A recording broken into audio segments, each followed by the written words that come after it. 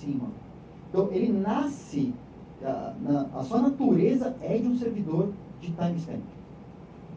Por isso que a característica de carimbo de tempo dele é muito forte. E daí derivou todos os outros, os mais de 700 blockchains que já existem hoje. Eu tenho uma dúvida. Pode? Agora eu me perdi um pouquinho aí. Como que assegura que eu, comprador de um imóvel, estou fazendo o registro dessa forma, saber que não existe um registro precedente contrário ao que eu quero? Essa parte é fácil. Essa parte é mais fácil. Tá? Por quê? Porque quando a gente teve conversas lá no colégio notarial, e a gente sempre tem o notário como participante da rede. Então você tem a transferência que ela acontece entre duas pessoas, mas ela não acontece sem a anuência do cartório, que fez todo aquele processo de validação das informações. Então uma coisa interessante que o cartório pode passar a fazer, ao invés de tentar validar as informações após o processo, ele começa a ser participante do processo desde o início, desde lá de trás.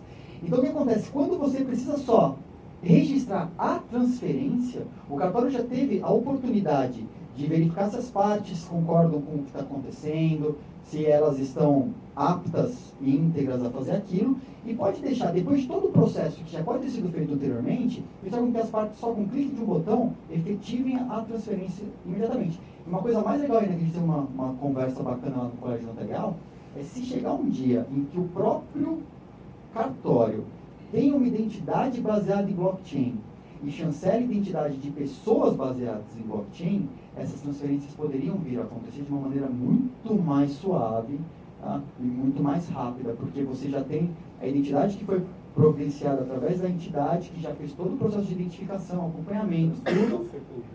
Então você deixa com que o processo final de transferência aconteça desde que você tenha participado de todo o processo anteriormente.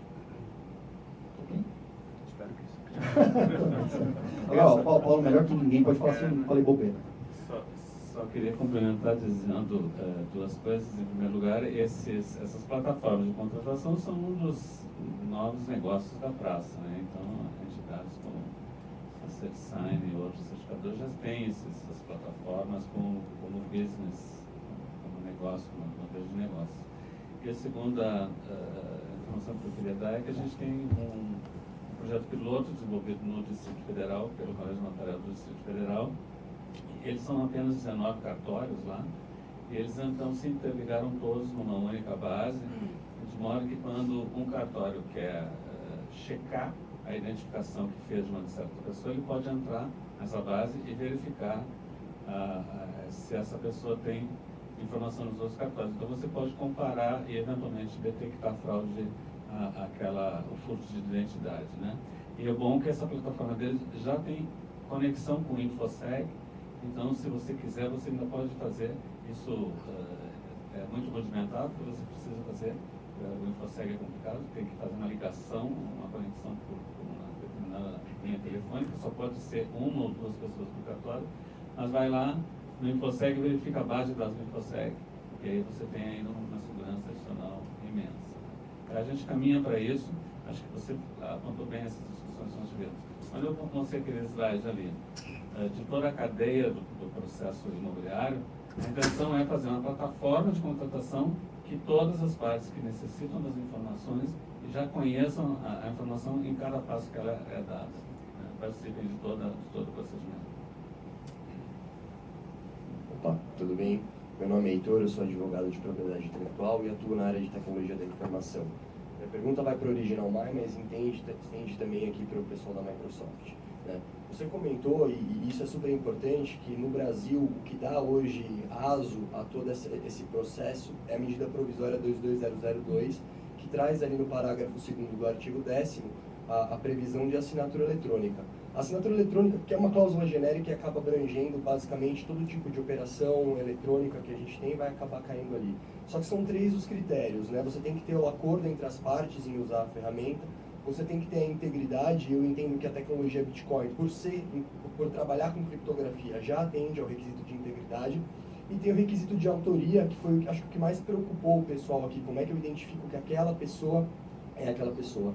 E você comentou que isso é tudo feito na camada de aplicação. Você faz todo um background check daquela pessoa dentro do Original My, verifica se aquela pessoa é quem ela diz que é, antes de efetuar, então, um processo dentro da tua plataforma e registrar tudo aquilo via Bitcoin, né? Minha pergunta é, esse processo todo de autoria fica só na tua camada de aplicação, isso é algo que você guarda com você, ou dentro do processo de hash você consegue amarrar essa informação de autoria?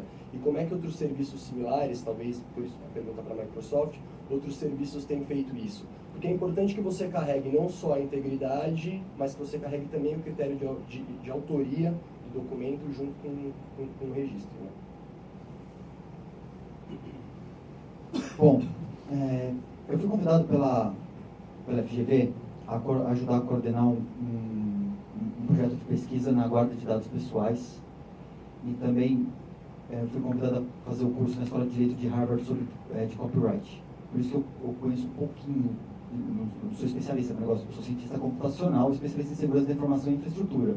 E me meti nesse meio justamente porque a gente acaba se envolvendo. Bom, neste momento, os dados do meu usuário ficam guardados de maneira centralizada na minha plataforma, fotografados, bonitinho, separado lá. No segundo momento, estamos trabalhando para isso, como eu já consigo emitir uma identidade baseada em blockchain para o meu usuário depois que ele foi validado, que ele preencheu esse cadastro complexo, eu consigo fazer com que esse usuário seja o detentor daqueles dados. Eu passo a ser não somente, eu vou armazenar esses dados criptografados de uma maneira inacessível da minha parte daqui a um tempo. Tá? É um projeto bem complexo e bem audacioso que a gente está desenvolvendo. E o usuário passa a ser dono de posse daqueles dados. Eu já tenho isso, eu só tenho a guarda e a validação dos dados. Eu vou ganhar dinheiro, como eu vou ganhar dinheiro com isso? Eu vou validar os dados do usuário. Então, quando o cara fizer ele vai comprar um produto no e-commerce, tá? Ele não vai precisar pôr usuário e senha dele no e-commerce. De dentro do meu próprio aplicativo, sem colocar senha, eu já tenho o beta rodando, ele aperta o botão, o e-commerce pede os dados e fala, cara, para fazer o seu cadastro aqui, eu preciso do seu CPF, eu preciso do seu e-mail e seu endereço. Eu tenho esses dados já foram previamente validados, depois de validados eles ficam armazenados, criptografados, e só o usuário tem posse de fazer a entrega desses dados e passar eles adiante. Essa é o ponto 2 onde a gente vai chegar agora, tá? Nos próximos meses, está sendo desenvolvido. Bom, eu acho que respondendo a sua questão é isso. Hoje eu tenho centralizado. Hoje é centralizado. Tá? Eu guardo os dados dos meus usuários e faço a validação deles. No passo 2, eu entrego esses dados de volta para o meu usuário. Tá? Ele vai inclusive poder ser recompensado pela empresa que está solicitando os dados.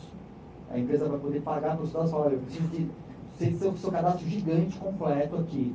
A empresa vai poder pagar para os dados diretamente para o usuário. Eu faço a guarda de maneira criptografada, sou um agente ali no meio, justamente porque esses dados ainda não há uma maneira segura de guardá-los de maneira distribuída e descentralizada, ainda. Logo mais a gente vai ter alguns meios para fazer isso. Tá? E faço